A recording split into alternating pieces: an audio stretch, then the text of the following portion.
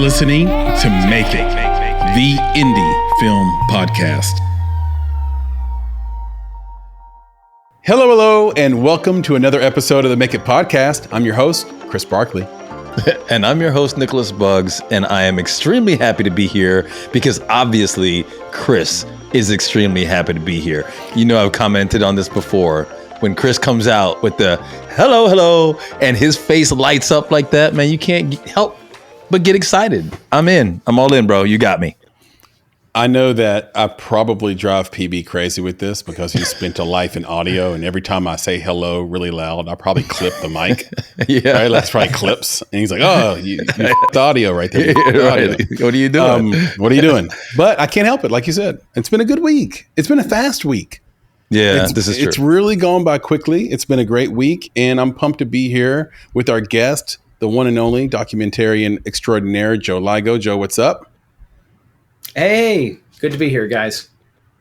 Likewise, man. So glad to have you. We're going to have fun today, talk about a lot of cars, a lot of documentary, a lot of film stuff. It's going to be a good mix of things we have prepared as we've spent the week in the world of Joe Ligo.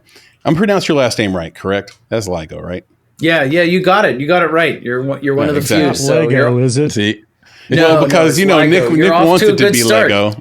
Yeah, I wanted it to be Lego, like in the worst way, obviously, from my background. But it's like Lego works. We're going to say it right. There you go. And welcome, PB. Welcome to the show. Thank you, producer Papa Bear, for joining us on yet another podcasting journey and supporting us along the way. And thank you to the audience for supporting us week after week. The response to all the episodes in the last month have been just sort of through the roof, amazing, and so much cool stuff on the way. So if you're watching this on YouTube, don't forget to hit the subscribe button, share this podcast with your friends and family. If you're listening to this on Apple or Spotify, do the same thing, 5-star review, make sure you subscribe, follow the show. And if you are just listening, it's a lot more fun on video. Almost everything is. Yeah, you got that right. You got that right. Almost everything. Okay, I don't know what you're talking about. Nick, I know you got some housekeeping. Drop some announcements on us. Yeah, man. I just again, you're getting to this. I guess it's every year, all year. It's festival season. That's what it seems like. But I know for us, it's like there's that fall festival season. It's like Fayetteville, Nashville, and then now for Memphis. Memphis, Defy. But last year was my first time at the PG County Film Festival, the PG Film Festival up here in Maryland near me. That was the 3rd annual. This year will be the 4th annual. Had a great time. Actually took my son last year.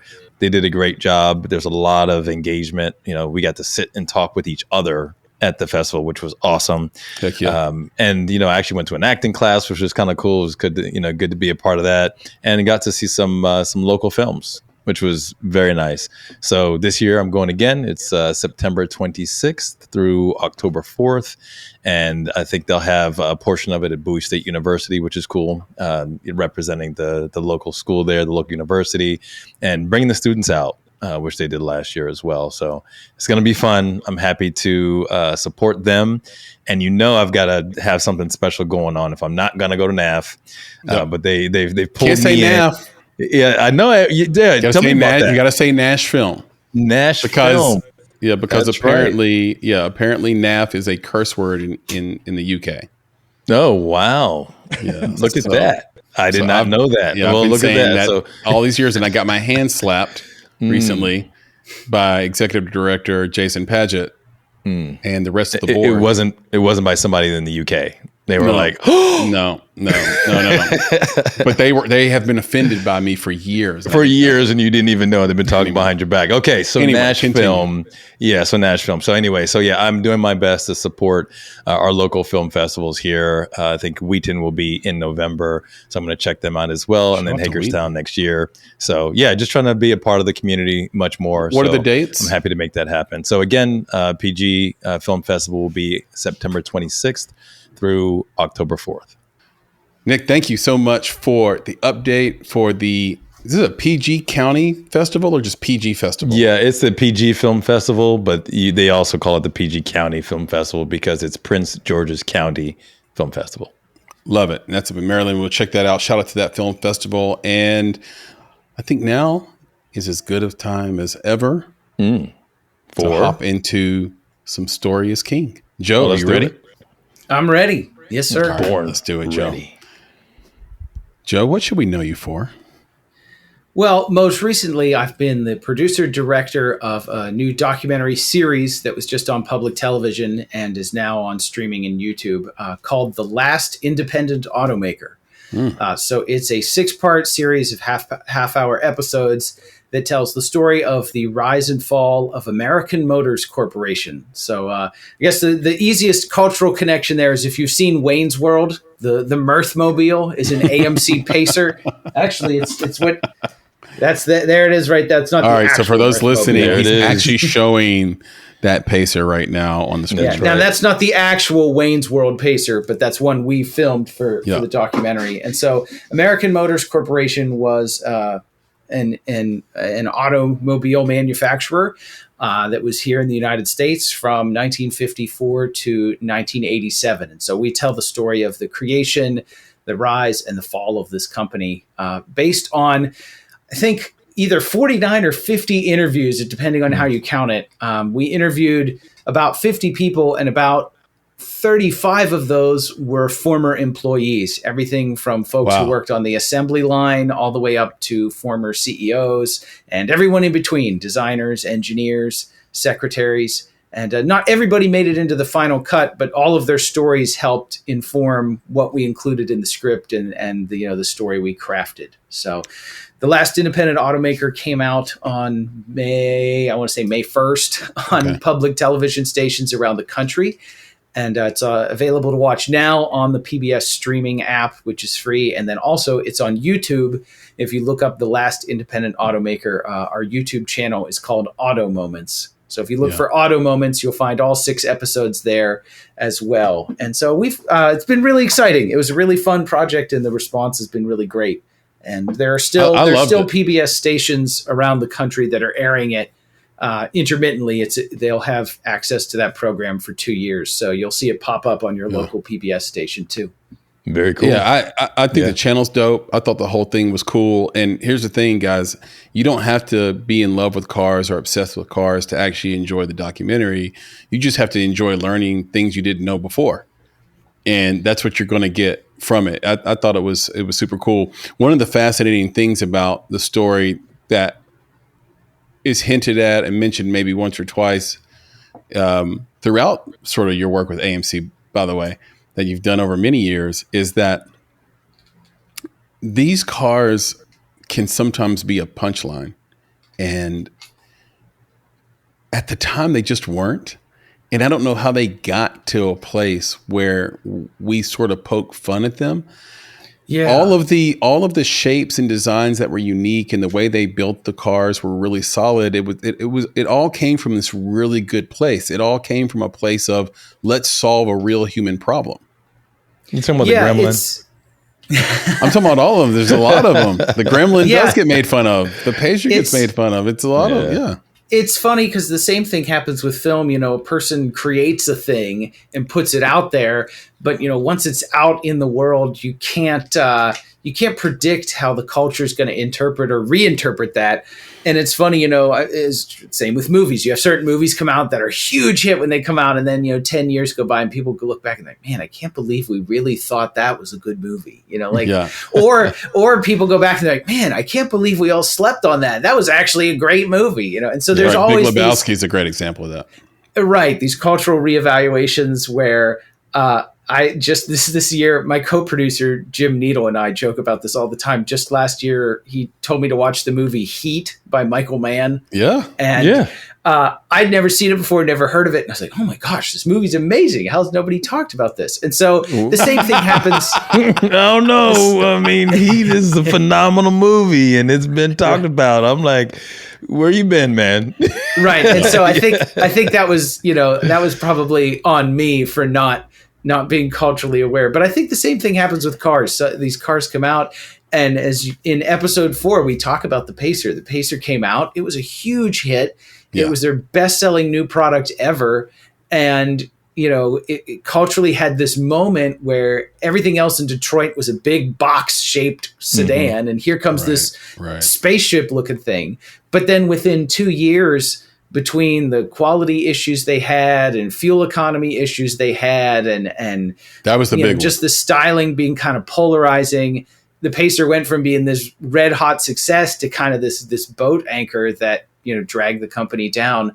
And I think get back to your main question of how did these cars become a punchline cars like the Gremlin and the Pacer, I think it really happened in the 1980s and 90s when these cars were they were 10 years old. They were showing up on used car lots. They were worn out, mistreated, and they were $400 cars that a high school kid would buy.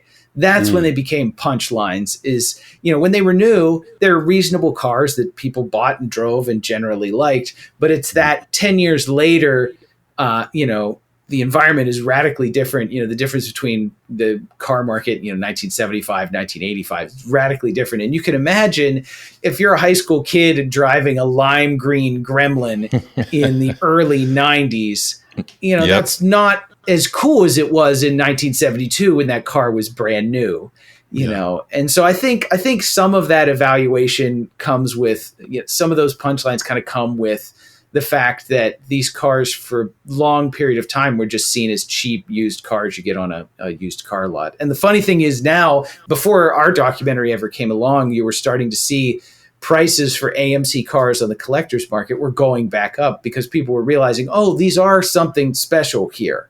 Mm-hmm. And so the data shows, if you look at Hagerty Classic Car Insurance, they track all these values and data and stuff. And they say, AMC cars are, at least in the pricing data, reflects that they're becoming more collectible. And so I think people are realizing when how they've special they been were. Taken care of.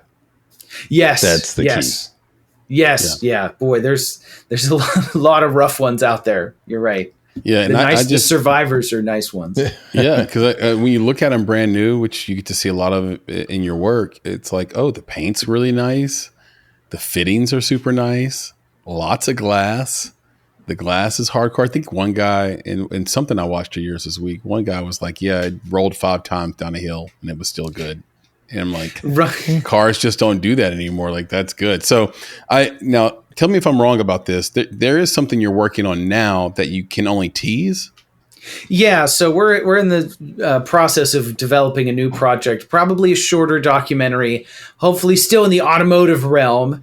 But this one's going to be a little bit different. Instead of the sort of cradle to grave history that we did with American Motors, this is a project that's going to hone in on one car that was supposed to be this fantastic world-beating car and instead ended up being kind of a financial mess and never really getting the wings off the ground. And so it's this kind of wonderful what could have been kind of story. But we're in the process of... I always think about the Homer Simpson car when somebody describes a car that way.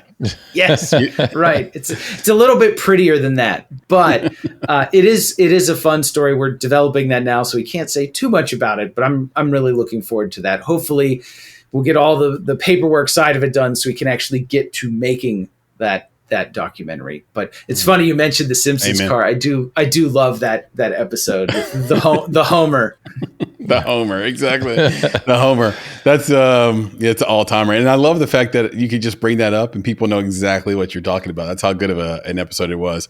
Talk to us about like where you were born. Sure. I grew up in Pennsylvania. I grew up in Western Pennsylvania, which is surprisingly PA has a pretty robust car culture. I didn't grow up around cars, but as I grew older, I began to realize that it's really kind of a special place. There's a lot of collectors, a lot of mechanics, a lot of people who are involved in the hobby. And so, I grew up in a family that was not a super car, cars were appliances to us, but I guess my way of rebelling is that I got into cars, right? I wanted to get into the hobby. And so I was fascinated by the history of them and, never looked back. Did that start in high school? With that, by the way, too, Nick. Well, go ahead. Yeah. I just wondered, did that start in high school, your love of cars? Like, when did that really kick in? Yeah, actually, let me grab a book off my bookshelf here. Okay, folks, he's grabbing a book. He's reaching down. Yep. This is a great example of how your local library can inspire you. And no, I'm not being paid to say it, but for those listening, he's holding up a book, public giant service book. announcement. This is a coffee table book called American Motors. The Last Independent. So that's a book by Patrick Foster, who actually ended up being a co-producer, and as he was also interviewed for a documentary. Awesome. So Pat's a great friend of mine, and I started out in high school. I went to my high school library and said, I want to give me some books about cars. Give me some books about AMC cars or whatever, because I didn't know anything. And sure, I got this book, and years later, I had the chance to actually meet Pat, and we became friends. And then I said, hey, Pat, do you think we could turn your book into a documentary? How cool is that? That's cool. So that is cool. So I don't think I read that little factoid right there. That's good. Yeah. So Pat is the gentleman who you see in our documentary, who kind of runs throughout as the historian kind of expert on the subject.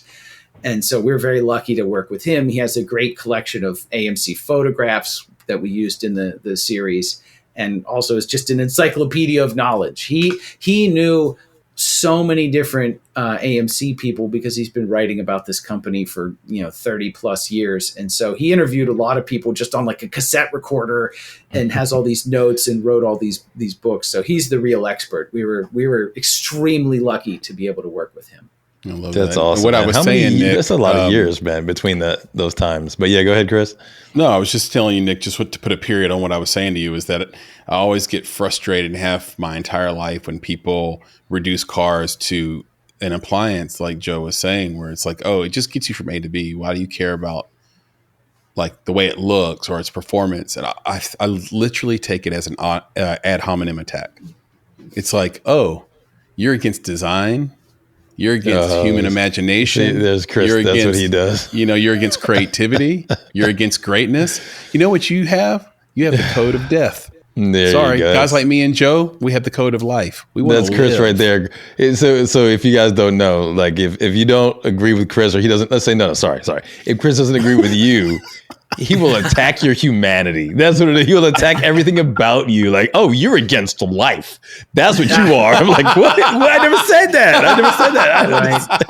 Well, I gotta say it changed talking to people who design and knows me or something. Yeah. talking to people who design and engineer and build cars changed my outlook on them. Interviewing all these people, as an enthusiast, I think people who drive cars, love cars, whatever, we have a lot of strong opinions. Mm-hmm. And why'd they do this? This is so dumb. This car's better than that car. My car's better than your car. All that, but actually talking to the people who design them, and their job is to go to work and draw and sculpt and engineer these vehicles and assemble these vehicles, I started to have a lot more respect for how difficult of an industry this is. I mean, it's easy for me as the end consumer to sit here and be like, oh, this car is so stupid, or this car, why didn't they do this way? And to actually talk to the people who design and build them for a living, you realize this is a really hard job. And, every step of the way takes different skills and different abilities. And, I've never built anything like that in my life. So it really humbled me to interview these people and hear just about how much work goes into building a car. It's really fascinating. And to talk to somebody, one of the gentlemen we interviewed, Vince Geraci, was an interior designer for who cars. Just passed away this week, I believe. Yes. Rest in peace, Vince Geraci. Yes, shout out to his family. We just lost Vince. He was a fantastic gentleman, such a good friend to me, helped connect us with so many people, and was a tireless advocate for our documentary. When it seemed like we would never get done, he was always there. He was always calling to check in, always telling other people about us. And so Vince was interior designer on the Jeep Cherokee, which sold 17 million copies. And can you imagine? It's right. So hard for me to wrap my head around the idea of designing something that 17 million copies were made of. I mean, what a strange thing to walk down the street and to see one and say, I designed that. I can't even imagine amazing. That. I get excited. I get excited if I get 17,000 views on a video or something. Right. Here's Vince, 17 million, and it's just incredible. Some of these guys. It must be the way that Chris Nolan feels sneaking into a theater to watch his own movie.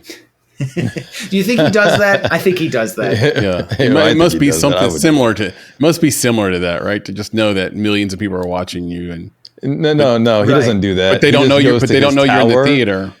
No. He just goes to his tower and he dives right into the dollar bills. That's what he does. Scrooge McDuck style. Scrooge McDuck style. Yeah, because it's like if you design a car and like all these people are buying, or you design anything and people, let's say like what Joe said, like 17 million people have it, right?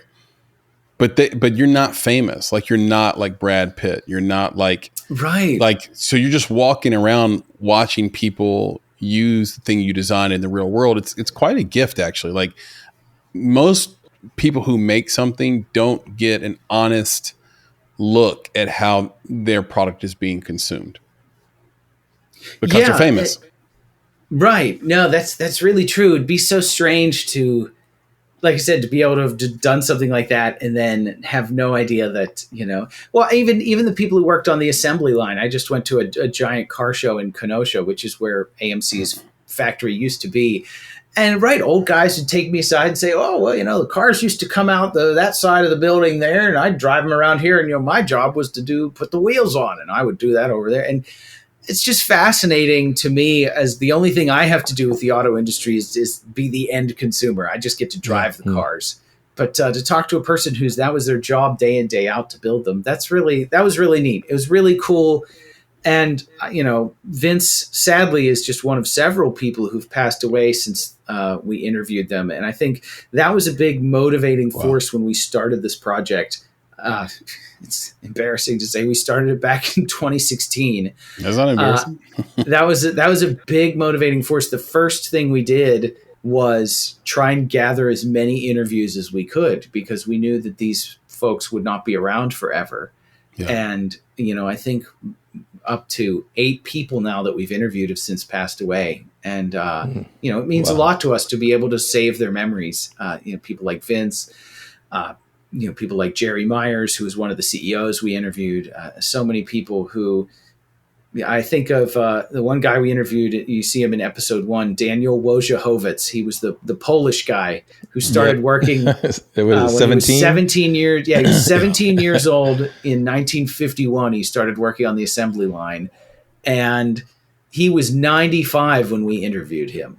Wow, which is just crazy. So he passed away sadly, but his family told us they're so thankful that we captured those stories with him. I mean, what a blessing to be able to do. What a life. Yeah. And Chris, not only did you guys get that experience that they talked about, just working on an assembly line, but one of the cool things that I really liked about the documentary is that I actually got context.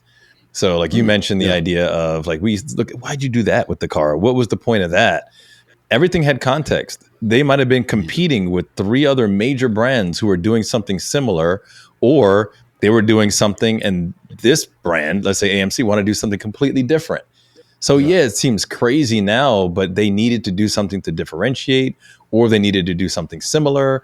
Like there are no accidents here, right? It's really, there's a lot of context to everything that was done, which is also really cool. And when you learn more about that, you definitely get a different appreciation for what they've done. Well, now, Joe, go ahead, Joe. I was going to say, thank you so much, Nick, for noticing that, because that's one thing our team worked really hard on in the script and in the presentation, was to make this a story that you don't have to be a car nut to follow. The rule was, would my mom watch this and get it? And I've been very gratified to hear from viewers that they feel the same way, and have people say like, oh, I told my friends to watch it and they don't even like cars. And that means a lot to me to hear that, because it's really a great story. Just the human element of it, the human drama of it is what, I love cars, but I stayed and saw the thing through to the end because I got attached to the human story. Yeah, it's good stuff. I'm so glad it's out. I'm glad people will get a chance to watch this, and maybe even more so after this episode. Is it true that you grew up on a farm, and if so, can you describe your household in 3 words? I did grow up on a farm. I'm trying to think of just 3 words, but I guess I'll just say the 3 words would be lots of work. Yeah. It sounds about right. I love that. That's great. Yeah. But I was very lucky to grow up on a farm. There was a lot of work to do, as always, but lots of I work. think that created a good foundation for me to, kind of build a work ethic to be able to survive in an industry that also requires a lot of hard work, a different kind of work, but the same kind of dedication. And, I think to me, sometimes the hardest day on the job, filming something, I think, well, at least I'm not working on the farm, right? Yeah, exactly. And that maybe isn't fair. I still like working on the farm. I was actually just at my parents this weekend helping them bale hay. But there are times where I think, the hardest day on a film set, I'm like, well, I could be shoveling manure, so this is pretty good. Yeah, and documentaries in particular are tougher in post, right? Or would you disagree with that? This one was. I can't speak for every project, but this one, oh my gosh, yeah, post was. I think we were so afraid of missing something. We're so afraid of a story getting away that we shot so many interviews that post was really complicated for us because there was so much stuff we had to leave out, and then figuring out, we need to put this, but how do we include this? But we're running out of time, and you're constantly slamming up against the because this was going to be aired on television. So we had a time barrier that we could not cross. Each episode's 28 minutes.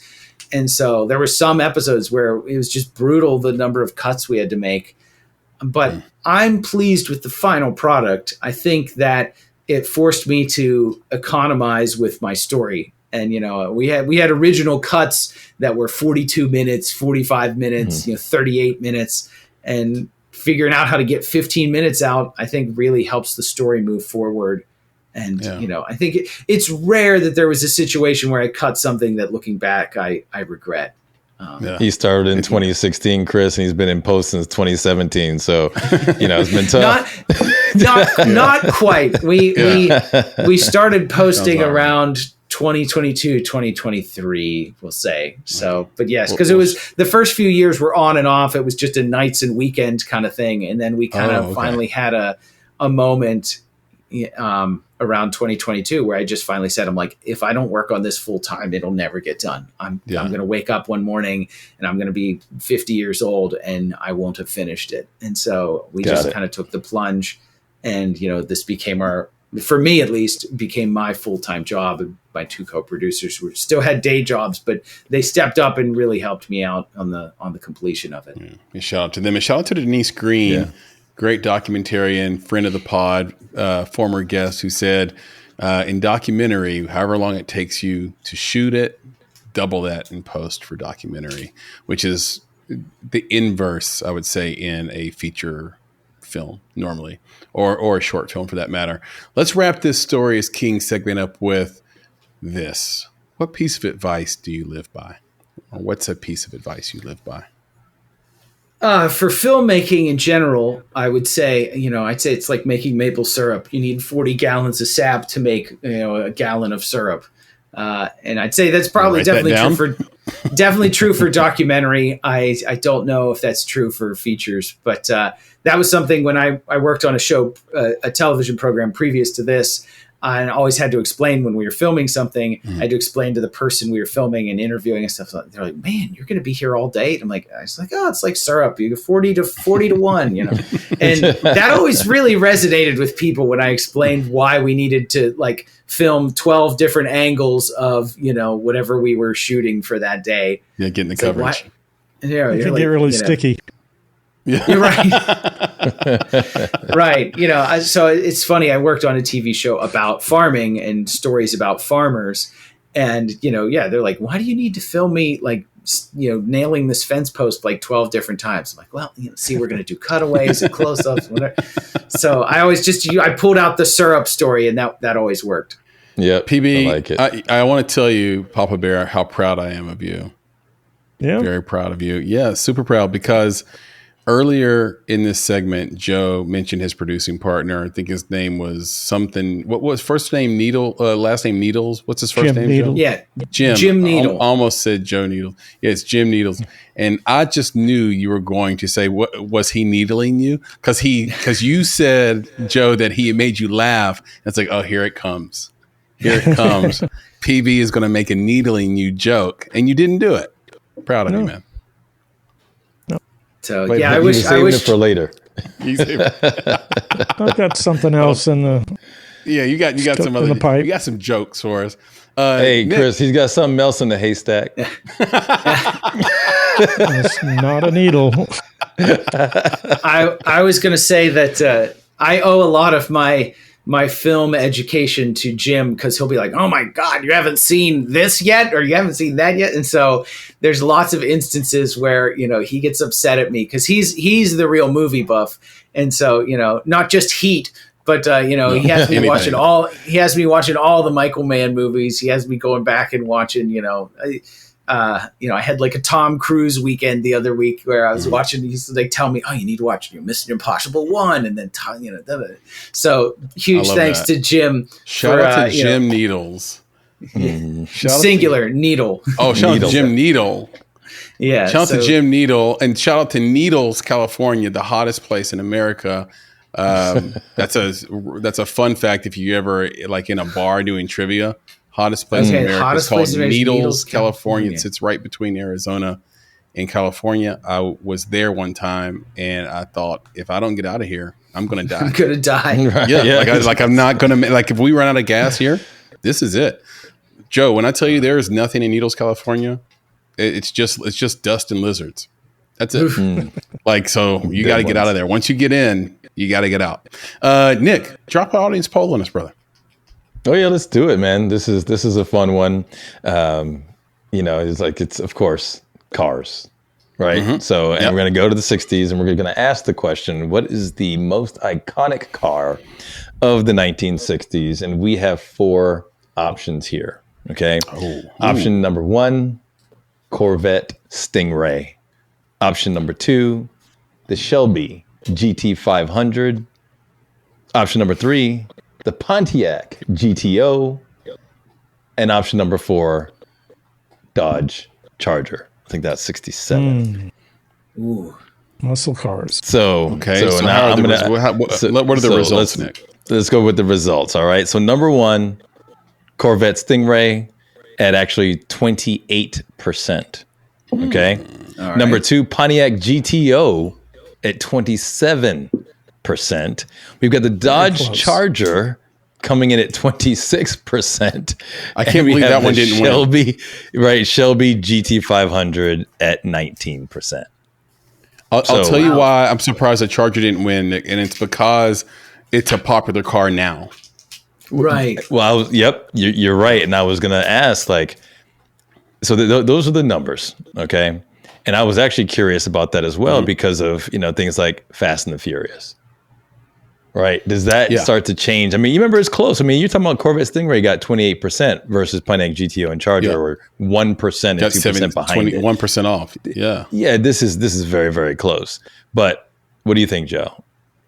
Out of those 4, which one would you have picked as the number 1 most iconic from the 1960s? Yeah, I'm not picking my favorite, but as most iconic, I'd say GTO would have been my pick. I think if you just had the basic Mustang, just Ford Mustang, not the Shelby or whatever, I think GTO or Mustang would be a toss-up. But definitely, I think it's hard. As somebody who didn't live for the 60s, it was hard for me to understand how big of a deal the GTO was until I really started into the research for this project. And just realizing how much of a cultural phenomenon it was, it's incredible. I didn't realize that. And what was it that really brought it to the top like that? Like, I mean, again, that's what I was going to ask PB. So we'll ask you both. Okay, let's go PB first. Then you want to go PB? Well, PB, you were a teenager, I think, during some of this, potentially our young teen. Yeah. Were any of these your dream car? I did live through the 60s, and there was talk only about the Mustang. The Mustang was like, when it came out, everybody stopped talking about all the other cars. And my older cousin had one, and it was the car that everybody wanted. So, but I think it was 63 or 64, and Mustang was the car of that decade, I think, in my opinion. Okay. Joe, Thoughts? Yeah, I mean, I think he's right. Yeah, Mustang definitely, but as far as the GTO being maybe number 2 on that list, I just think culturally it grabbed onto a moment where, as we talk about in episode 2 of our documentary, young people were buying cars, the baby boomers were becoming a huge market force culturally, and they wanted hot cars, fast cars, cool cars, and maybe it's just because GTO was a easy to rhyme with stuff, right? I mean, the Beach Boys wrote a song about the GTO. There were songs, there were commercials, there were TV shows, and so it just sort of captured the zeitgeist along with the Mustang and other muscle cars. But GTO especially because it was easy to rhyme. Mustang's harder to rhyme, and so I think that was part of Mustang it. Sally. Right, but I think it captured a moment, and I think that's something sadly you don't see with teens and cars these days. And I think part of it, again, in another one of the episodes of the documentary, one of the factory workers we interviewed said, I got a job at the plant, straight out of high school, no college education, was making $3 an hour, and within a year or two, he paid cash for a brand new car, a brand new sports car. Yeah, wow. And nowadays, I don't think a high school kid could find a job straight out of high school and pay cash for a new car. I don't think you could buy a Kia Soul and pay cash for it, let alone a Mustang or a Javelin or a GTO. I mean, imagine a 19-year-old. A 19-year-old works a factory job and makes enough money to pay cash for a new car. It's unheard of. You couldn't pay cash for a Mitsubishi Mirage. It's so sad. Yeah. And I think there's a different appreciation, Chris. True. Like you talked about your appreciation for cars, but I think there's also, it's either the car that you have an appreciation for is either an old car or it's a new car that you can't afford, right? Because you feel like that's the separation between care, design, right? Like everything in the middle is a commodity. Like everything else is just, it is to get you from here to there, and they change them all the time, or they're, like that. They're hard to fix because they're supposed to break down in 2 years, right? The planned obsolescence. Some of them. So it's like, that's why I think people gravitate to the older cars, and you gravitate to things that are more expensive because that's where the care is. And I think that there was a time where that separation wasn't so significant.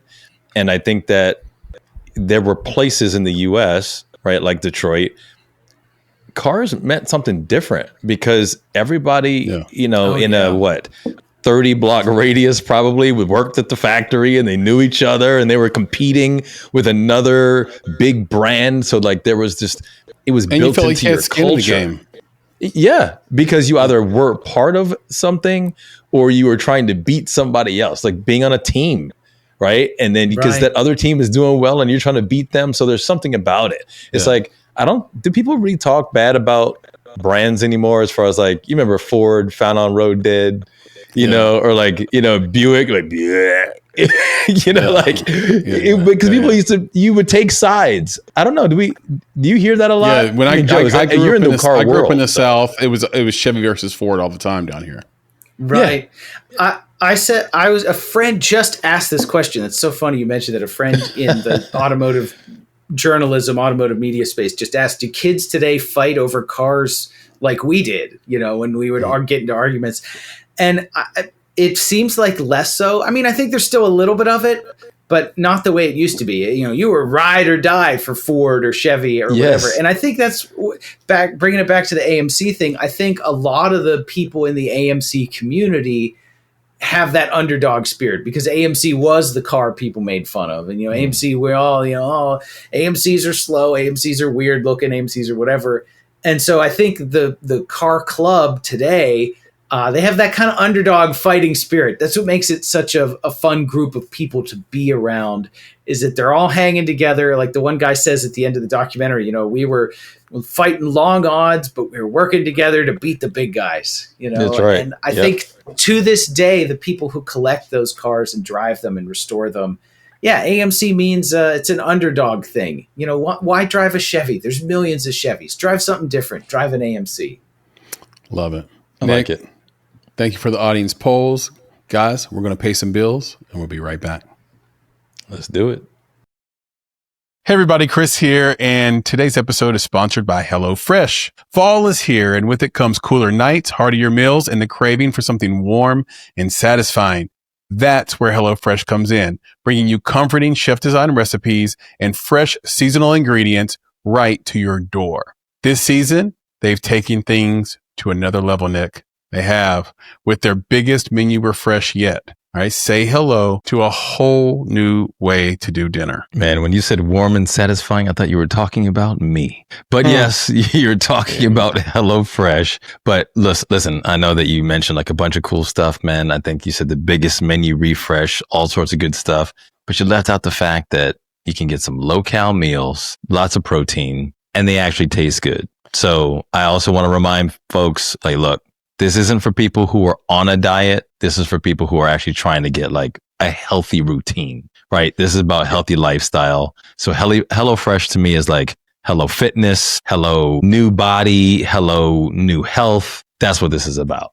So that's why we're all in. Yeah, we're all in. I have to say, these meals are absolutely delicious. I had the white cheddar crunch burgers, believable. The tomato mozz paninis. It's the best, one of the best sandwiches, that pesto that's on there. It's one of the best sandwiches, no cap, one of the best sandwiches I've ever had. And you make all the stuff, you make all the stuff yourself at home. So it's really great. I can't do anything but like ditto everything you said. Look, the best way to cook just got better, right? Go to HelloFresh.com/makeit10FM now to get 10. This is a crazy deal, Nick. 10 free meals. It is. And a free item for life. Yeah. You get a free item for life. That's HelloFresh.com/makeit10, F as in Frank, M as in Mary, make it 10 FM now to get 10 free meals and a free item for life. One per box with active subscription. Free meals applied as a discount on the first box. New subscribers only, and it varies by plan. But anyway, the point is HelloFresh.com/makeit10FM to get 10 free meals and a free item for life. For life. And that's the idea. Nick. HelloFresh, health for life. There it is. Let's get it. And now back to the show. And we're back. Joe Ligo, my man Nick, Hey. Producer Papa Bear. Hey Nick, can we get into some filmmaker Q&A? Let's. The people have been itching. They want to know what Joe knows. I like that. They want to. Yeah. Scratch that itch. Yeah, Bo knows football. Scratch that itch. So real quick, what was really cool about what Joe was saying earlier. PB. It is what Joe was saying earlier about like the underdog story, like that really hit me when watching the documentary, and I couldn't help but make the parallels between what was happening with AMC and the filmmaking industry, right? Specifically when it comes to independent filmmaking. So I was thinking about, you're talking about like Chevy and like Plymouth, like all these big brands. And I'm like, man, that's like Disney and like Sony, Warner Brothers. So I was just thinking to myself, I was like, well, what would the parallels be like between the big auto companies and the big studios? So my questions are kind of finding the parallel between that story and your story. So I'm going to break it down like this, right? You ready? So the first one we're going to talk about, I've got a bunch of these, but I'm going to we'll just do 4 questions, right? All right. So the first one is about market share and distribution. So just as AMC had to fight for market share, while GM, Ford, and Chrysler controlled the majority of dealerships and ad space, independent filmmakers faced the challenge of getting their films seen in theaters, festivals, and streaming platforms that are obviously dominated by the major studios. So the question is, what partnerships or niche markets should independent filmmakers leverage to build a loyal following outside of those mainstream channels? Wow, that's a good one. I'll talk about what worked for us because we didn't produce a feature-length documentary. We produced a series of episodes, of half-hour episodes. And so we distributed our program, The Last Independent Automaker, through public television, so PBS.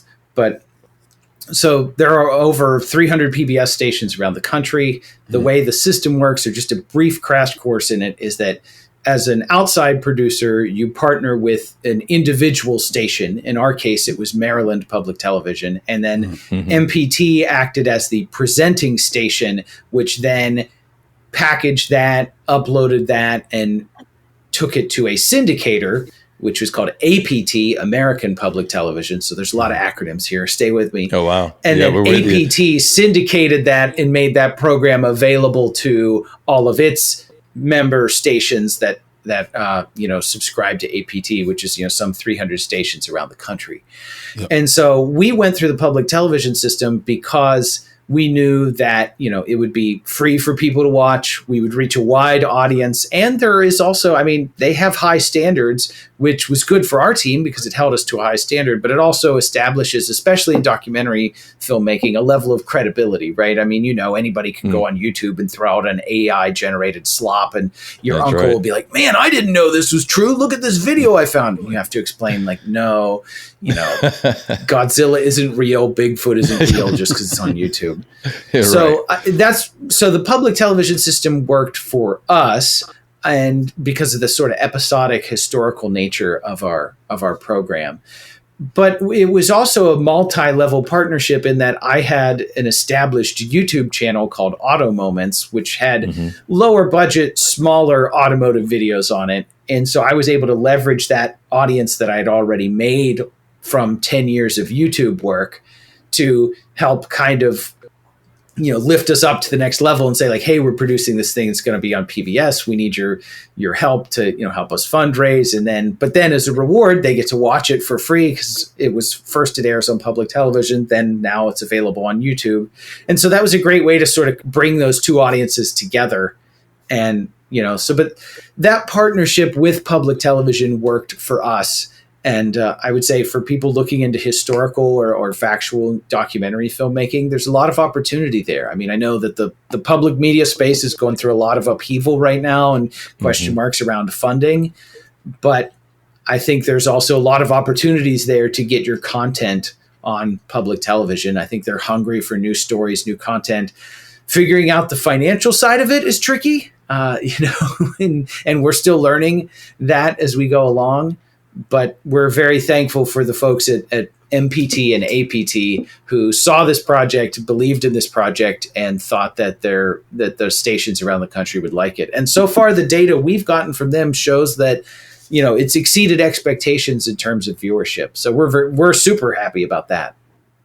Yeah, exposure across 300 different stations, my friend, is nothing to scoff at, right? Which is why I was going to say. Go ahead, PB. Well, you can't ask for better free advertising than the network of public television across the nation. Right. And I think, as we're sussing out analytics from YouTube and trying to figure out what's driving people to find us, I think it shows that a lot of people watch on public television and then maybe go to our website and they watch the rest of it online, or they want to watch it again, so they watch it online. And so that's been kind of a great partnership.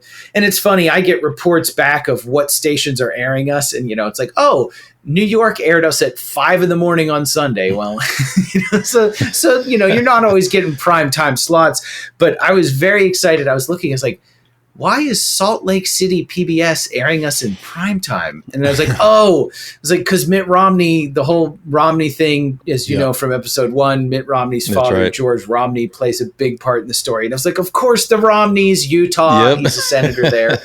So it was a head scratcher because you don't think of Utah as like a big car culture place. Right.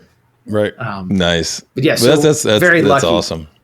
Okay, very good. All right, so the next question that I have is regarding budget constraints and economies of scale. So the big three could produce their vehicles at scale, driving down per unit costs. I think you talked about this in like episodes 1 and 2. AMC often had to spend more per car, limiting their profitability. Independent filmmakers face similar struggles.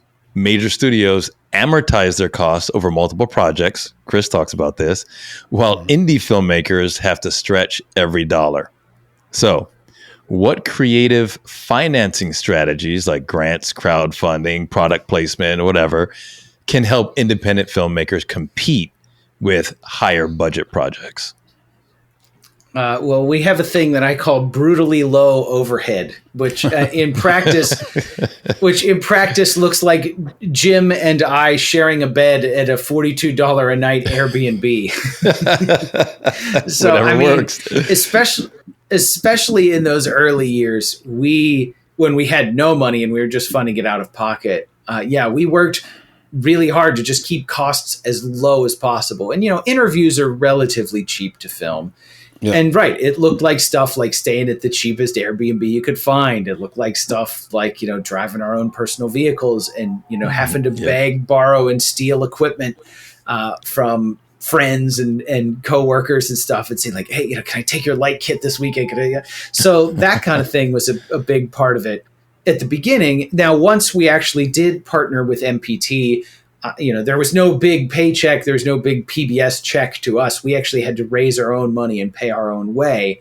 But MPT helped us with that in that they allowed us to use their nonprofit status to apply for grants. And I'm sure as you're familiar in the film world, there's a thing called fiscal sponsorship, which means That's right. having a 501c3 nonprofit not pay you, but act as a conduit for you to receive tax-deductible donations, to receive grants from nonprofit or government organizations, that kind of thing. And so MPT helped us by acting as a fiscal agent, which allowed us to apply for a grant from the Alfred P. Sloan Foundation, and we're super excited to get that grant. The Automotive Hall of Fame in Dearborn acted as our fiscal sponsor when we applied for a grant from Motor City's National Heritage Area, so that was a grant that helped pay for the project. And then we had a corporate sponsor in Visit Detroit, which is a tourism agency based in the Detroit region. So we kind of had a lot of different legs on our stool when it came to funding. We had crowdfunding, we had corporate sponsorship, we had grants, and that helped us kind of build a foundation. So I'd say with any documentary project, you don't want to chase the money, you want to do what you're passionate about, but it certainly helps when you can at least have a Venn diagram where potential funding and potential ideas have some overlap. And we knew that going into this, that, we weren't going to get rich, but we knew there were opportunities to fund a project that dealt with historical preservation and science and technology and regional history. So we definitely learned a lot through the funding process. So I'd say that our two big secrets to answer your question is, one, spend as little as possible. Be like AMC, recycle pieces, recycle parts, cut costs where you can, where the consumer won't see the cracks. And then on the other side, it was, look for sources of funding that other people haven't thought of, and look at grants. Grants can be a huge thing. Yeah, that's great. 42 Ways to Film Your Independent Film, written by Nicholas K. Buggs, brought to you by the Make It Podcast.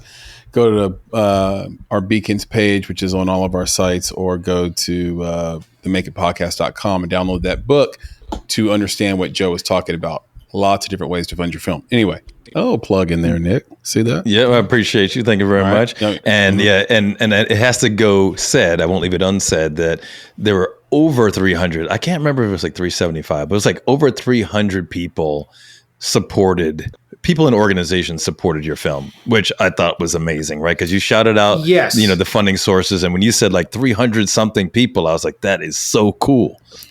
Yes, over 375 private donors, organizations, businesses, everybody from people who donate, $5 to, the larger corporate funders.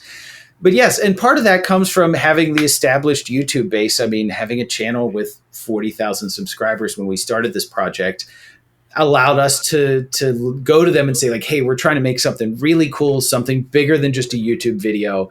We want to make a big project here. And, they gave us the money to get this off the ground. It wouldn't cover the entire cost, but it helped us get started. And a huge thanks need to be said to all the different AMC clubs around the country, the American Motors Owners Association. I mean, I have been talking about this project to them since 2016, and the club has been behind me the whole way. So many people in that group of collectors and owners. They've donated their time. They've fact-checked scripts. They donated money, or they even allowed us to film their cars and, dealt with the rigmarole that it takes to film footage for the documentary. So we're so blessed by that awesome group of people, the AMC owners clubs. That's great, man. That's great. All right, so let's move on to number 3 of 4. Number All right, three. So number three is technology and R&D. So GM, Ford, and Chrysler poured massive sums into engineering and innovation, leaving AMC to innovate selectively, like pioneering compact cars, though they might have been unable to match every feature. Similarly, independent filmmakers must selectively adopt new technologies like virtual production, AI tools, and post-production workflows. So in your opinion, which emerging technologies could help level the playing field and give indie filmmakers more of a competitive edge? And are you specifically talking about documentary, Nick, here, or just broadly speaking? Well, anything, Joe wishes to speak to. I know that he's, steeped in the documentary world. So anything in that space, but anything filmmaking wise, what emerging technologies could help level the playing field? Well, I think one thing that helped us from the very beginning was knowing that we couldn't be to bring up I'm going to beat this dead horse, that we couldn't make Heat. We couldn't be Michael Mann, right? So, right. Knowing what our boundaries were, said, okay, we're going to work within this box. How can we do the best job possible within this box? So we're not going to have $1 million budgets. So how can we do the best job? And I think, because this project took so long, one of the biggest things that sticks out to me is just how cheap cameras have gotten. Mm-hmm.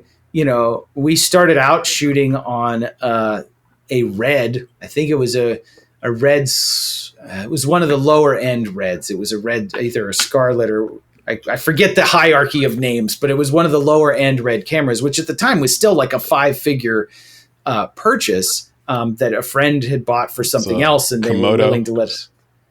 I think it was either that, or I think it might have been a Scarlet. It wasn't the Epic. Like I said, I can't remember the names. This was years ago. But anyways, we started shooting on a Red that a friend had bought and we were able to use. And, that's a 5-figure camera. And by the time we finished, we were shooting on, a Blackmagic Pocket, which, I think the body for a Blackmagic Pocket, even like a 6K one, that's like what, like a $3,000-$4,000 body versus a camera that was a $10,000, Yeah. So lenses haven't gotten that much cheaper, probably if anything more expensive, but bodies have gotten so much cheaper. So just that kind of thing, I think that's a huge thing. It's just camera technology has gotten so much cheaper. That's a huge advantage to indie filmmakers. And maybe if you're Christopher Nolan, you can notice the difference, but like to regular people, I'm going to be a little controversial and be like 4K is still good enough. All these people are like, you got to shoot 6K, you got to shoot an 8K, you got to shoot an IMAX. For documentary, at least, I think 4K is still good enough. It's more about how you use the equipment rather than, it's how you use the equipment. I'm, again, super lucky to work with somebody like Jim, who is much more technically advanced than I am. It was much more about how we use the equipment than whether or not we had the latest high dollar thing. And I think that is similar to AMC's story. Is they had a limited number of options on the table, and they said, we're going to use these parts to the best of our ability to save money and still make a good product. And I think that was kind of our thing. Now, as far as emerging technologies, I think cheap cameras are a big thing. I think drones are a huge thing. Okay. We had a decision early on not to use drones just because we didn't think it would advance the story in any meaningful way to have drone footage. But I had used drones. I had hired drone pilots at my previous job. And there were instances I had to sit down with my producers and co-producers and say, is this drone footage advancing the story? Or are you just throwing it in here because it's cool? And so, sometimes people didn't like me, but I felt like being honest at my previous job producing the farming television program, I had that conversation a lot where people would want to use the latest thing. And I'm like, but is it making your story better, or is it distracting you from getting the footage and interviews you need because you want to play with the toy? And there were stories where drone footage was absolutely critical. Or, slow motion was another thing. We got these high frame rate cameras, and then all of a sudden I see all the slow-mo footage showing up in segments that people were submitting. And I was like, let's use it where it tells the story instead of just throwing it in as a trend. And so that's why for our documentary, we decided against using drone footage because it wasn't important. But as a technology, as you guys know, they're awesome. There's just so much cool stuff you can do. Yeah. So I'd say drones, cameras, even just editing, like, high power computers, so much easier to get a hold of and to use, now. So I'd say those. As far as AI tools, we kind of started this project before generative AI became a huge deal. And so we were already halfway through post when generative AI sort of came onto the scene. We didn't use it to create anything. There were a few instances where we fed audio through certain AI tools from Adobe or other software companies to clean up audio where there was noise or whatever.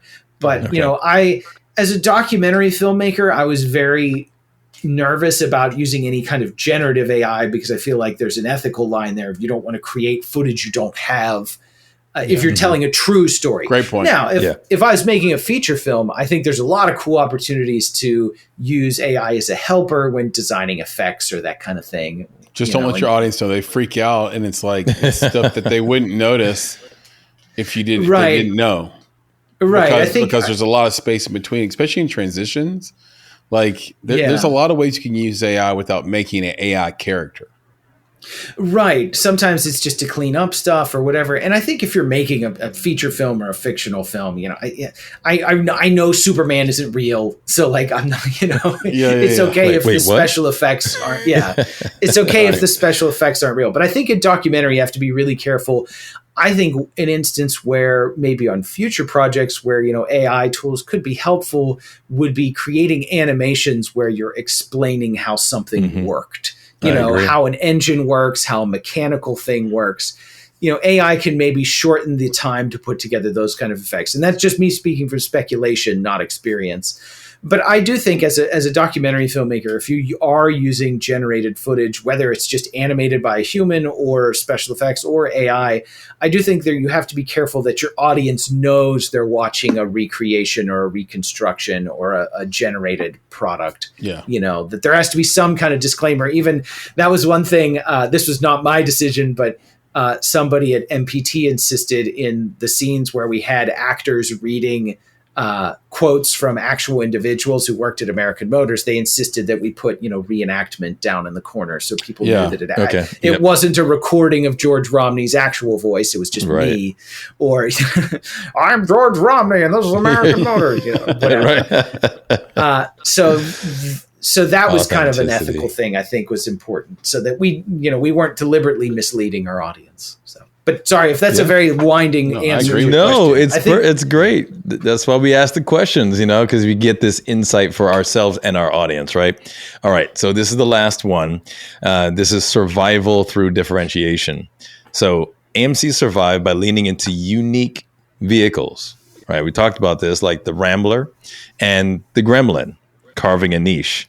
Independent filmmakers often survive by making distinctive personal films rather than competing head-to-head with blockbusters.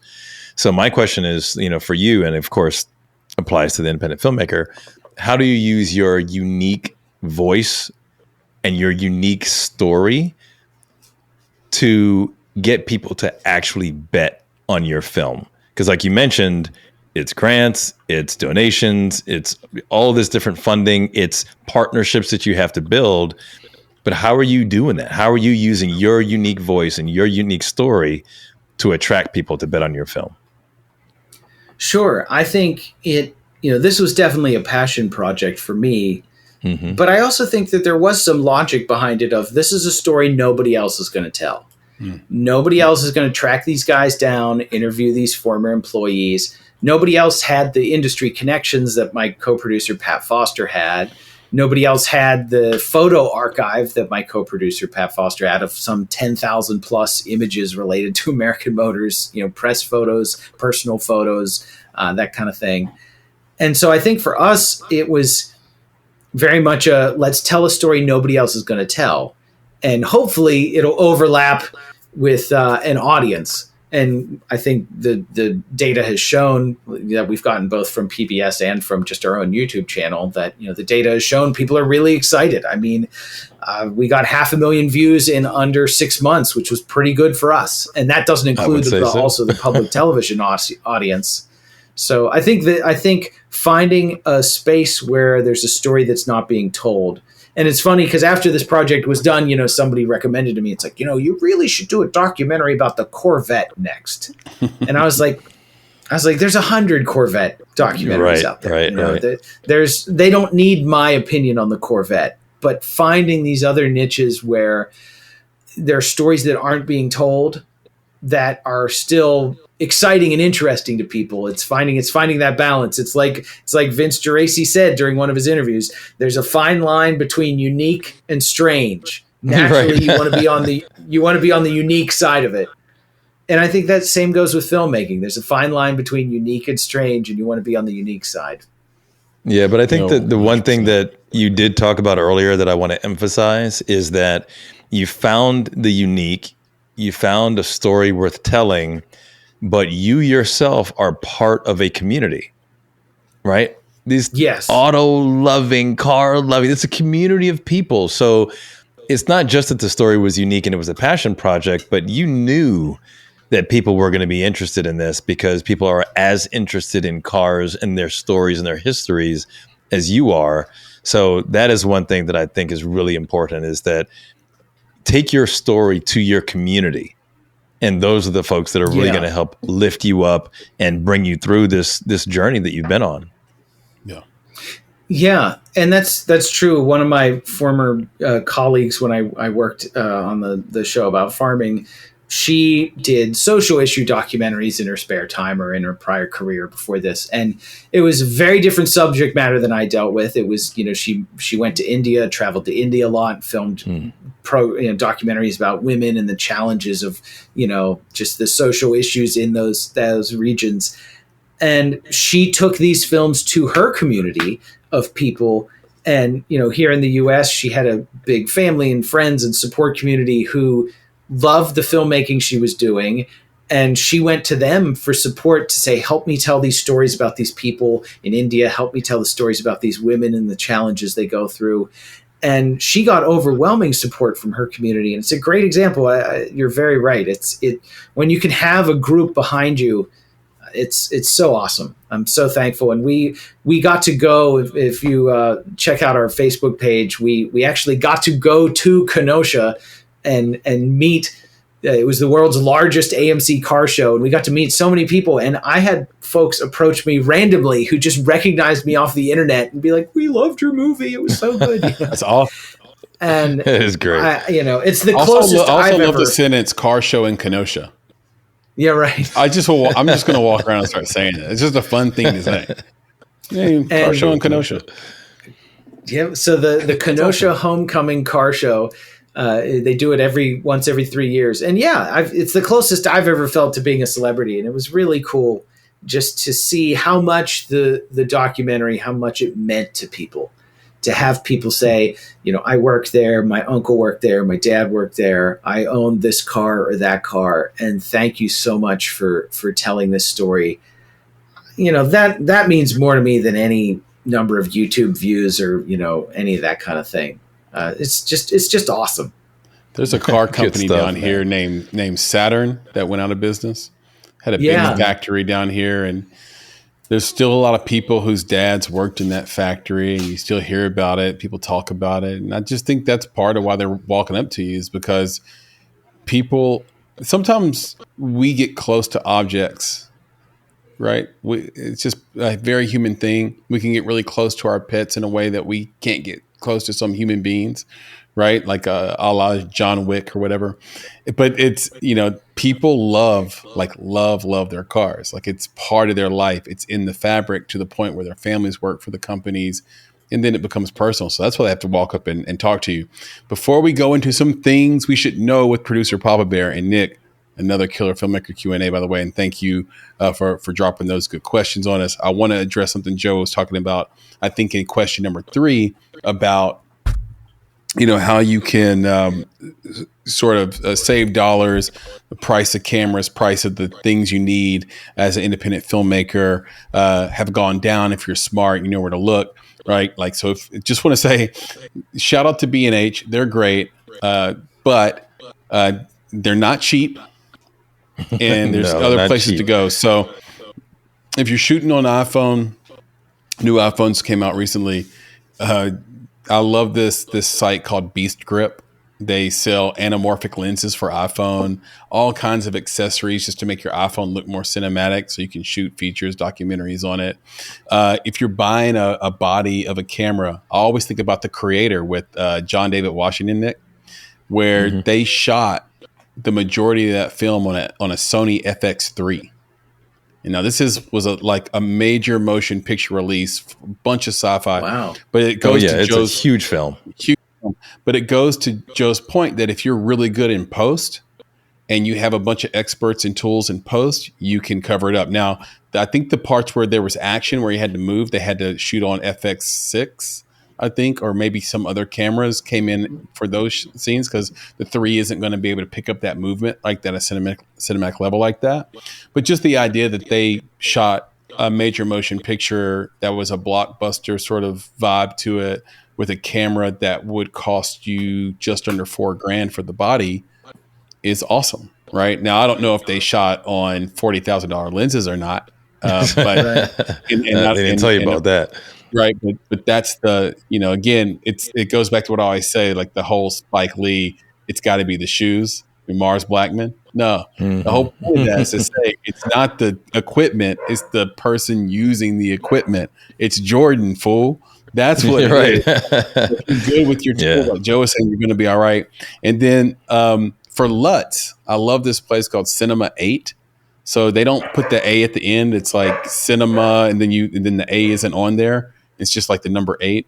They have all these LUT suites that I think are really awesome. Like for Sony and Apple, you can just throw your color mixes on it and try it out. And they even upload to, obviously they upload to Premiere and Logic, and not Logic, but Final Cut and DaVinci.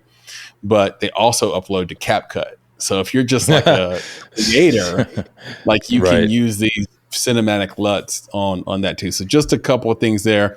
And shout out to Michael Mann, the late great Michael Mann. We've mentioned a few people who have passed away in this episode. I don't know, it's like on theme or whatever, but I think we've mentioned 3 people who have passed away so far. So just wanted to make sure we put that in there. Papa Bear, can you drop us some things we should know? I'm ready for this trivia. I feel like I might get this one. I know a little bit of car stuff. Yeah, you're better suited than I am for this. Yeah. Well, a quick tidbit for our listening audience. I don't think it has escaped our attention that Joe is wearing a shirt that sports the 3 main colors of the AMC logo. Yes, he is. Red, white, and blue. Mm-hmm. And that's a thing for our listening audience. To know. You can't see it. It's a thing for them to know. By the way, right. Papa Bear, can you lean to the left or right so that we can see what's behind your head? Look at this, Joe. Hey, I know that car. I recognize that's our hero car from the trailer. There it is. There it is. So we always have a little Easter egg for our guests there. Yeah, it's also the very last shot of your last episode. Yes, yeah, we were in a rush to get that done under deadline. I'm like, oh, what are we going to use as the final shot? I can't find it, and then it was just like it had to be that. There it is. There's not a bit, just a lone AMC AMX sports car sitting at the end of a road with the trees kind of waving in the wind. There's no better shot. I can't think of a better way to end it. With a quote from Vince Geraci as we fade into that shot. So here we go with the thing we should know. Mm-hmm. Now, right. Joe, you've made your series, the Last Independent Car Company Automaker. But what company was the first independent automaker in the U.S.? I'm sure you know this. What company is the first independent automaker in the U.S.? Yeah, what company was the first independent automaker? Oh, that's tricky. So for context, I have a guess. For context for the audience, because a lot of people have asked me, well, what's an independent automaker? An independent automaker, as we explained in episode 1, was a term the press used to describe any car company that wasn't part of the big three, which was GM, Ford, and Chrysler. Because GM and Chrysler and Ford were conglomerates. They had multiple brands under one umbrella. Right. And the independents were these smaller companies, Hudson, Nash, Packard, Studebaker. So technically, there was a period at the early 1900s where there were thousands of car companies in the United States that maybe only were just guys in a garage, building stuff by hand. But if you want to go with who is the oldest, I would say, am I allowed to answer? Is it the oldest, PB, or is it the first? Yeah, well, same difference, right? I guess. As in, yeah, but go ahead. Well, I'm just saying the oldest now, like at first might have died in 3 years. And the oldest might have lived. Well, the oldest would be whoever made Fred Flintstone's car. Right. Yeah. Fred made his own car. But go ahead. Yeah. I think we're conflating definitions here. It's definitely the first, right, PB? Yeah. Not the oldest. Yeah, it's the first. Okay. It's the first. Okay. So the Studebaker Corporation started out making like covered wagons in the 1800s. And sometime in the late 1800s, early 1900s, they switched to building cars. I don't think they weren't the first car built in the United States. But if you're going to go off of which company existed first, it was Studebaker. So that would be my answer. But as far as the first company, the first independent company to build a car in the U.S., that I don't know. I was going to go with Studebaker as well. But just to make it fun, since your guess is Studebaker, I'm going with Ford. Because Papa Bear is tricky. At some point, Ford was an independent. Yeah, that's what I said. That's why that's why it was my first thing. That's why I said Ford. I was like, he was independent before he became a conglomerate. But I'm not. That is true. Yeah, I'm just not sure of the time frames on these. So, all right, drop it on us, PB. What do we got? What do we got? The first independent U.S. automaker was the Duria Motor Wagon Company, founded in 1895. Well, hey, look, you said right. Diarrhea Company? The Diarrhea Company? He said Duria, D-U-R-Y-E-A. Wait, I'm writing this down. Hold on, PB. D-U-R-Y, what? E-A. E-A. What kind of name is that? Well, that just goes to show there were thousands of these little companies. Some of them were just, blacksmith shops turning out 2 or 3 cars a year. But it's right. It was very much, I'm sure, similarly to how the film world is. There's periods where there's tons of these little independent studios and they merge and merge and merge and go out of business, and the big ones take off and the little ones go by the wayside. There's always that creation and recreation cycle. Tell us about Duria. This company was founded in 1895 by brothers Charles and J. Frank Duria. And in 1896, it became the first American company to sell commercially produced gasoline-powered cars. And, like the Wright brothers, they were formerly bicycle mechanics. Got it. Charles and J. Frank Duria. Shout out to Charles and J. Frank. Yeah. Wait. Isn't that the same or a similar backstory to AMC? Yes.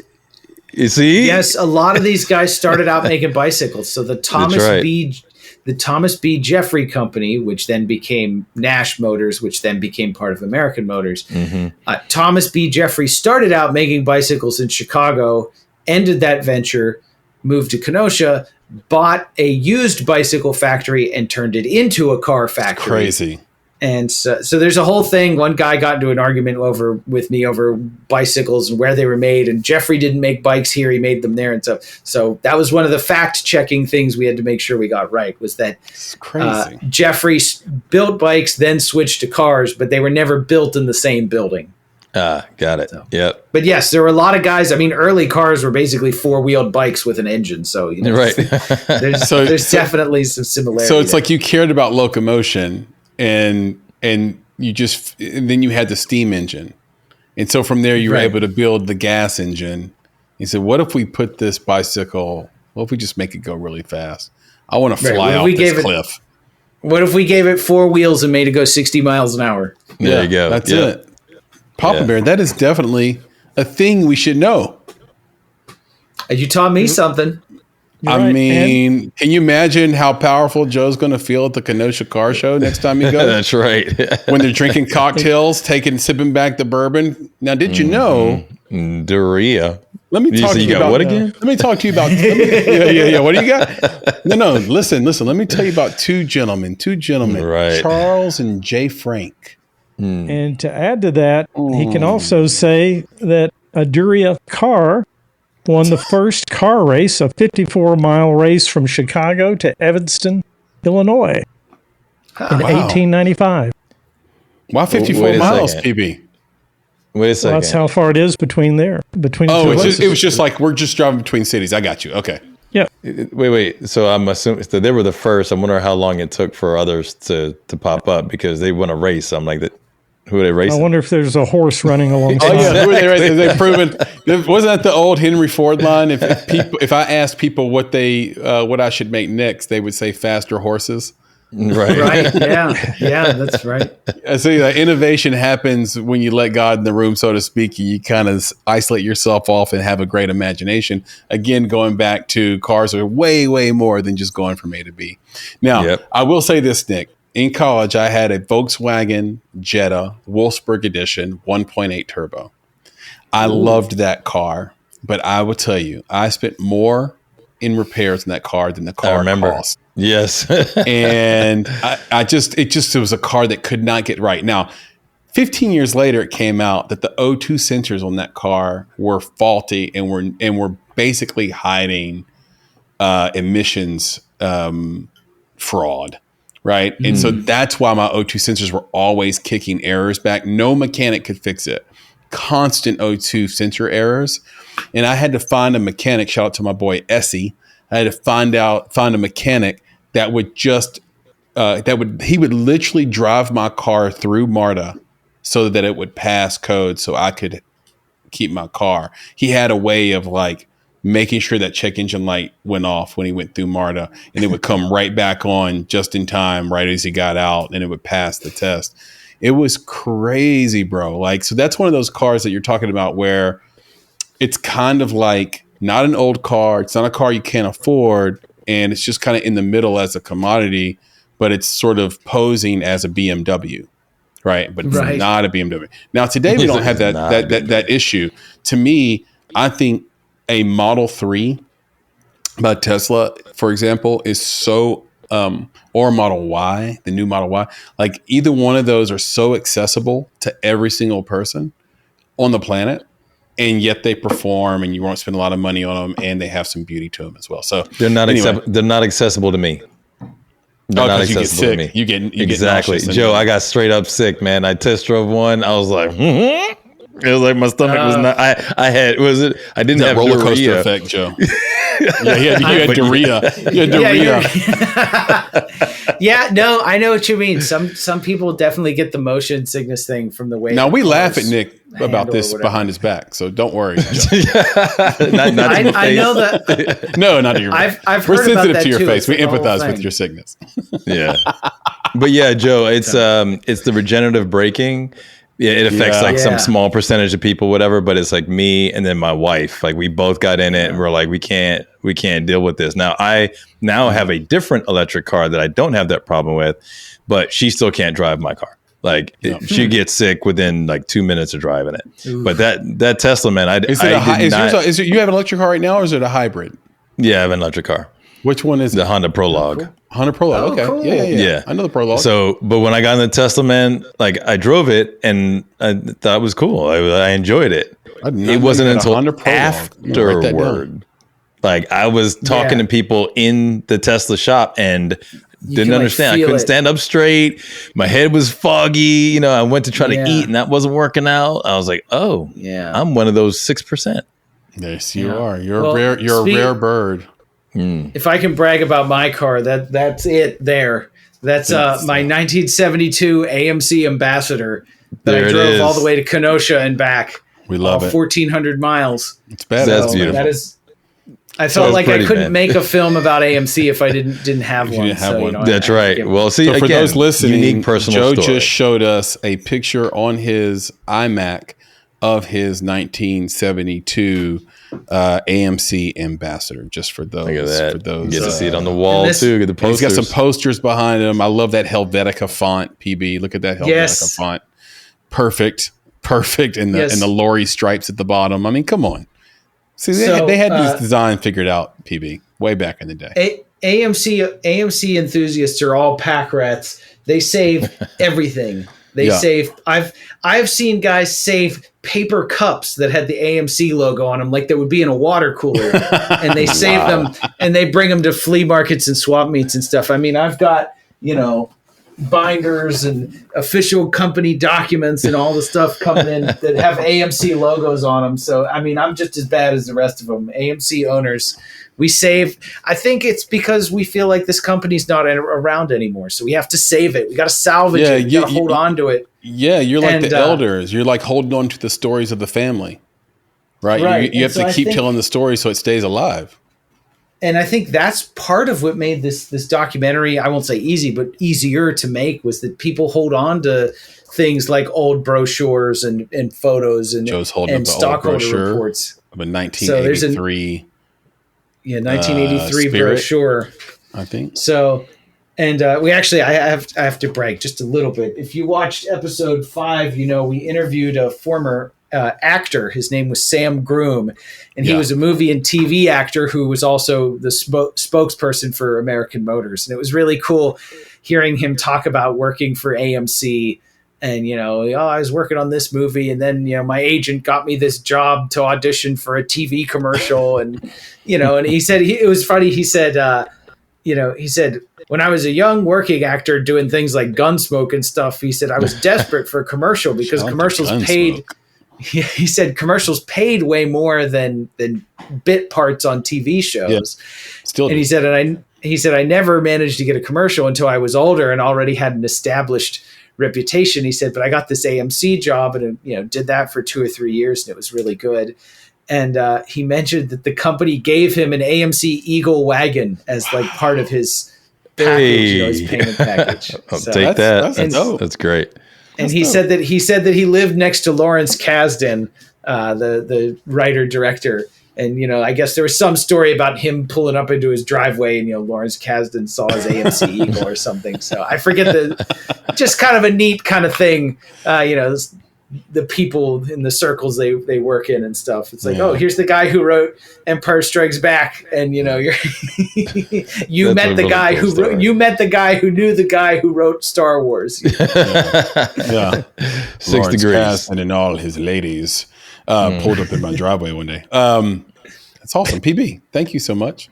That is some things we should know. My pleasure. Joe, are you ready to clear the MFN set? Are you ready to clear the set? Yes. After almost 10 years of working on this project, I'm ready. I'm done. Glad to be wrapping it up. Let's clear the set right now. You've been so generous with your time. Let's hit it. What are your top 3 films all time? It changes every time I see a new one. I can't just pick one. I mean, right now it's Heat. Right? It's Heat. But I mean, I'm a car guy. It's got to be the 1969 Disney's The Love Bug with Dean Jones, Buddy Hackett. I mean, it's a great car movie. It's a fun family movie. It's a comedy, but you could tell the people who made it loved cars. Mm-hmm. And it's not the whole Herbie, the Volkswagen Bug stuff. It's not just for comedy. The people who worked on this new cars and the other vehicles in the film, the hero cars, the side character cars, it's a beautiful film. And one thing that I thought of, we used a lot of archive footage in our documentary of 1960s Trans Am racing because AMC raced the Javelin and the AMX. Yeah. And it's amazing how similar that footage looks to footage in the Love Bug. Because they're racing on the same tracks in California. They're racing at Riverside or Laguna Seca or whatever. Yeah.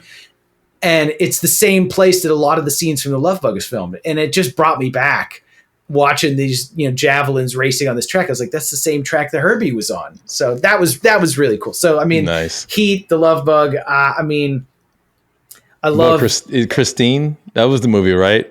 Yes, I'm not big on like scary movie stuff. I know it's a great movie. It's a great car movie. Yes. But it's not my kind of film. Somebody pointed out that, if they made Christine today, the car would, when Christine was made, the car was a 1950s car. If they updated it for today, the car would be like a 1990s car.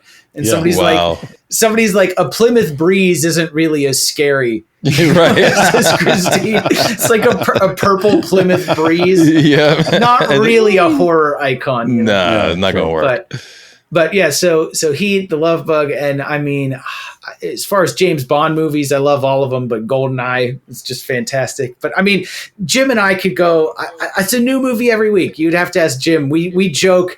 We always have movies we're talking about. He's a fanatic. He got the latest 4K release of The Abyss, the James Cameron movie. Oh wow, yeah. But he hated the color grading, so he took it back into Premiere and regraded it before he could watch it. That's amazing. I call him. I'm like, what are you up to? He's a sociopath. Like, I love that. He's like, what are you up to, man? He's like, I'm just regrading The Abyss because it looks terrible. Oh man, yeah. Like I said, I love that. Dedicated, man. So name a film you're embarrassed to admit you haven't seen. Jaws. Oh, I haven't seen Jaws. Oh, I know. Hey, tell Jim. I know. Tell Jim you want it. Yeah, that's hilarious because my son just watched that last night for the first time. What do you think? Really? What do you think? Yeah, well, I haven't even talked to him about it yet, man. I haven't talked to him about it. I'm wondering if it holds up. Is he still hiding under the bed? Right. Wait. I'm just trying to see if it holds up. I want to see. Yeah, exactly. Yeah, so I'll there's tell you. so many embarrassing films I haven't seen, but in the last 2-3 years, I've tried really hard to like start checking them off the list. Saw The Godfather, Top Gun, all like all the classics. Yeah. Trying to fill up my list, but then I'll get down a rabbit hole, and then next thing you know, I'm like, I go down a side road, and I'm like, well, I'm going to watch all these Studio Ghibli films, and instead of watching Jaws, I'm watching Spirited Away instead. So I get off topic. Nothing wrong with Spirited Away. That's awesome. Yeah, it's all good. Name a film that everyone loves that you hate.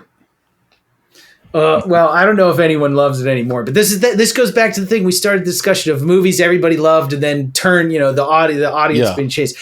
I did not like the first Transformers movie, and I was forced to watch it against my will 3 different times. on bus Someone trips. held you hostage. So like my senior, junior year of high school or whatever, we took a lot of bus trips, go on different events for sports teams or whatever. And every single time we got on a bus with the DVD player, people were like, oh, let's watch a movie. And then immediately it was like, let's watch Transformers because it's like 3 hours long. It's like the first time I was like, oh, okay, Transformers. I like cars. Then I was like, oh, man, this movie's bad. Then the second time we're on a bus like a month later, somebody's like, let's watch Transformers. And I'm like, oh, come on, guys. And then the third time, it's like our senior trip. And it's like, guys, we're on a bus. You know what we should watch? Transformers. And I'm like, right. If I have to hear Shia LaBeouf one more time. Wiki. And so... Right, no. Samuel Witwicky, and oh my God, Bumblebee, stop lubricating the man. Like that's right, yeah. And by like the third time, I was like, I can't do it anymore. I can't watch Transformers on this little 7-inch screen and have no control over the volume. So to this day, I've never rewatched Transformers. Your friends ruined forced to watch it Transformers for you. Yeah, well, I will just say that the end of that movie, when I'll just say is the hot girl saves the day. Like Megan Fox, bro, I just couldn't with that. I was like, are you kidding me? She saves everybody. I'm like, oh, I can't with this with Megan Fox. She's beautiful, man, but she's too skinny, man. But she can't be saving the day in the Transformers movie. I'm sorry. Right, because she doesn't got that kind of might. First of all, to your point, no. But also, and watch. Wait. It's actually worth watching again. Not for you, Joe. I'm not gonna put you through that. No, not you, Joe. But me, I need no. more Listen, there are no. There are scenes. I need more cargo space. Automotive. Yeah, as I'm saying, I need more cargo space. But listen, if you watch it, she goes through some crazy scenes, and she it's like the desert or like this dirt and mud, and she pops up and she's like perfectly clean. I'm like, how'd that happen? Yeah. It was one of those things like every 16-year-old boy was like, this movie's so cool, you gotta watch it. And then I watch it, I'm like, this is not a good movie. Those little details do stick out guy. too, especially the more movies you watch, Nick. Those little details do stick out. I just watched I hope I'm pronouncing it right. The English translation is "Love's a Bitch," and but it's Amores Perros. I think I'm pronouncing that right.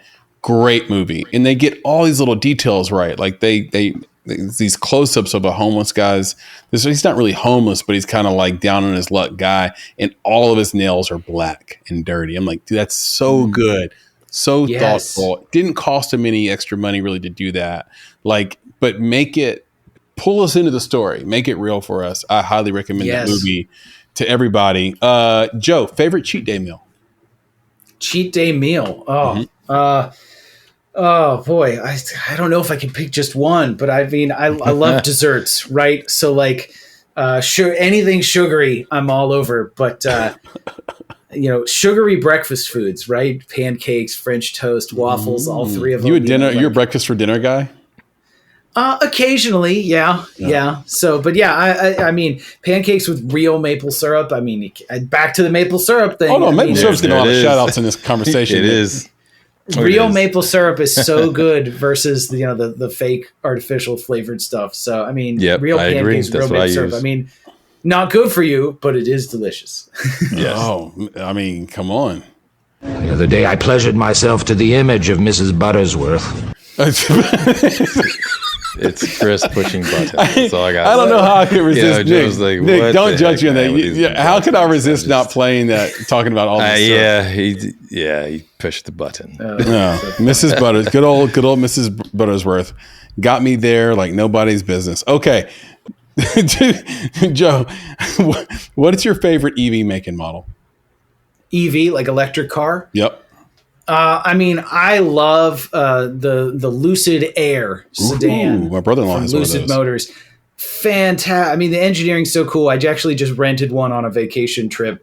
Super cool. The one I drove was a little beat up, so like you kind of felt like the cracks were starting to show a little on it. But I think just from an engineering standpoint, fascinating car. Also, I mean, I know it's politically fraught with Tesla these days, but the original Model S, like the 2013, 2014 ones, just such a groundbreaking car. I have driven several. I love how it's just a big electric boat. I don't like SUVs. I like big sedans. And to me, I kind of want to get an old beater Model S that can match in the same color of brown as my Ambassador. Get an old brown Tesla to go with my old brown AMC. Brown and champagne, the early ones. Yes. I had a 2014 blue Model S, and at the time, 2014 or 15, and at the time they did have a champagne like brown color like that Model S, and they discontinued the color. Yeah, so it's out there for you, man. Moving beyond the politics of the company and stuff, just I think it's a fun car. I like big sedans. So big EV sedans, the Lucid Air and the Tesla Model S, they're the only EV sedans out there really, aside from a few small compact ones. So big sedans I love them. I would drive big sedans.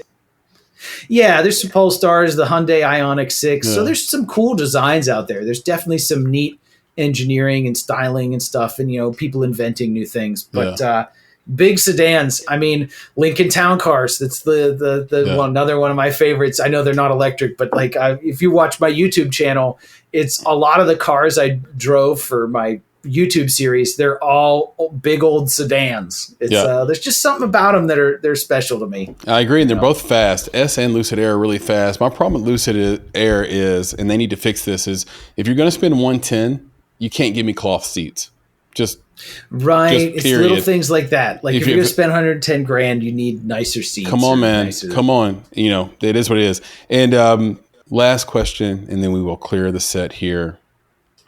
You can only pick one. 1972 AMC Ambassador, the car you own now. Or I give you a fully renovated 1967 Corvette convertible. Well, if I had the 67 Corvette, I would just sell it and buy more AMCs. That's what I would. Hey, that's the answer. love right that's the there. answer to the question. Yeah, It's like, oh man, I could win a 67 Corvette. It's like, think of how many AMCs I could buy with that. I could buy a Gremlin. I could buy, You'd have a fleet. Yep. But no, I love my Ambassador. It's like a love-hate thing. You drive it, something breaks, something goes wrong, you need to fix it, and you're like, ugh. But then once you get it fixed, you drive it again. You're like, when you're working on it, you're like, I hate this car, I want to sell it. And then as soon as you get it fixed again, you're like, oh man, I'll never sell this car. I love this car. That's how I feel about my truck. That's what's gone away. Yeah, I got a 2005 Chevy Avalanche. We're gonna say the same thing. Yeah, 2005 Chevy Avalanche. I'm never getting rid of it. Never. Like, it's just not happening. And my wife is always like asking me like when I'm gonna get rid of it. She's like, but you sent it to the mechanic again. I'm like, yeah, and it drives great now, right? And she's like, yeah, until the next time. I'm like, yeah, until the next time. Well, you kind of said what I was going to say, which is that what's lost today is when I was coming up with my first cars, it was mandatory to know how to change your own oil, change your own spark plugs, change your brakes, even like your brake pads at least, and change a tire. And I can just say reliably that my kids can't do any of those things. And I have 2 grown children, so 2 kids over 21, and then and one almost 18. And I don't think any of their friends can do it either, right? Like, it's just not required of you anymore.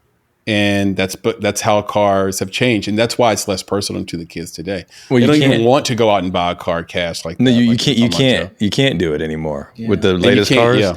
They have all these specialized tools and things that it's like. Remember, back in the day, you could get in there, open up your cell phone, right? You could take the battery out. You could do all sorts of stuff. Now that stuff is locked down. Right. Right. Well, here, so funny story on that. Remind me of old computers, right? We're talking about Apple products. Oh, yeah. You used to be able to service them. So because our audience for documentary is older, a lot of baby boomers and stuff, they really wanted DVDs.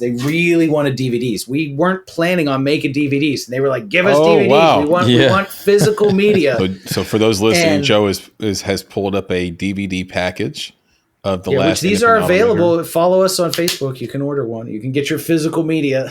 I love that, man. But anyways, hey, so look, that's great.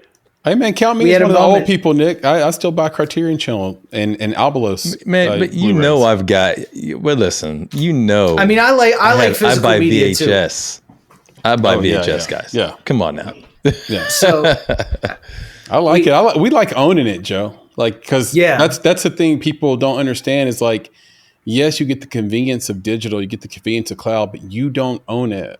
You stop paying that monthly fee any minute. That's right. All that money you spent goes out the window. They got you hooked up. Yeah. So this you carry with you. So, but we had to make DVDs. Making DVDs in 2025 is one of the hardest things I'd ever had to do. Oh, wow. I can't get software. I'm looking on the App Store. I can't buy anything. Roxio has something, but it doesn't work with my operating system because, the last time it was updated was 2011. Yeah. I'm signing into an old laptop trying to get Adobe Encore to load, and Creative Cloud can't talk to Encore and it won't open and it says I need a serial number. So finally, I dug out a copy of Creative Suite 5 that I had. That's from 2010. That's the last time they did the non-cloud version. I still have that version on a disk somewhere in a drawer over here. Yes. I dug out Creative Suite 5, but I tried to install it and it wouldn't work on. I have a 10-year-old laptop, but like the OS had been updated, and so it wouldn't work on that laptop. So finally, I take my wife's 10-year-old MacBook. I put a fresh solid state drive in it with nothing on it. I still have my Snow Leopard install disk from 2010. Look at you. I install a clean install of Snow Leopard, never connected to the internet, no updates, no nothing.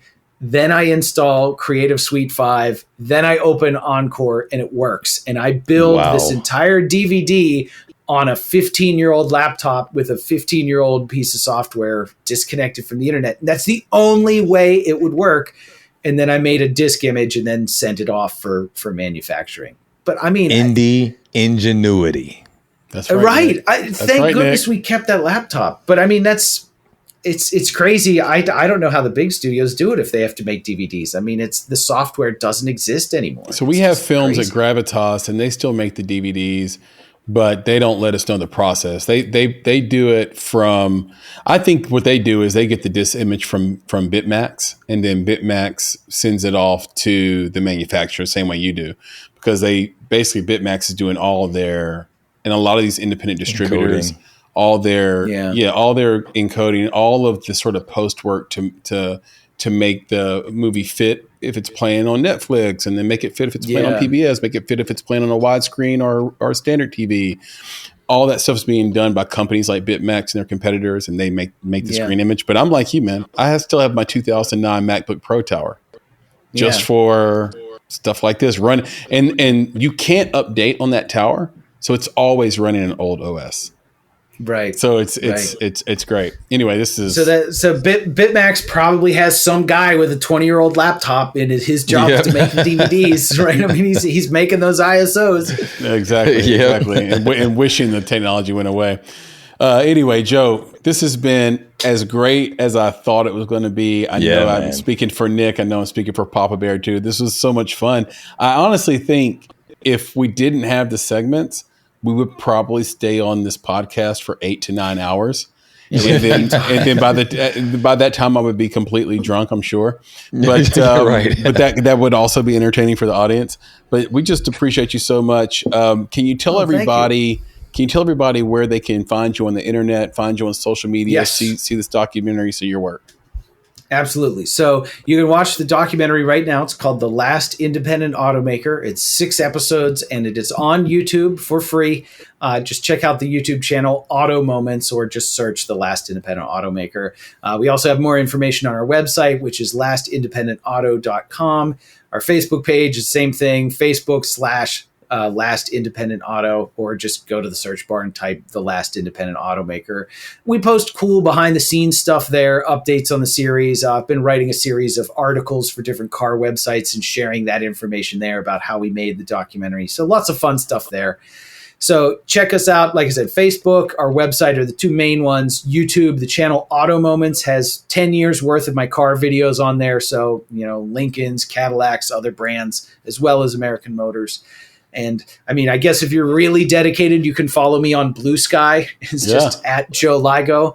I post car nonsense there and, bits and pieces, funny stories and things like that. But, the main thing is follow us on Facebook. That's where the people are. That's where the crowds are that love talking about AMCs. We've got a great community there.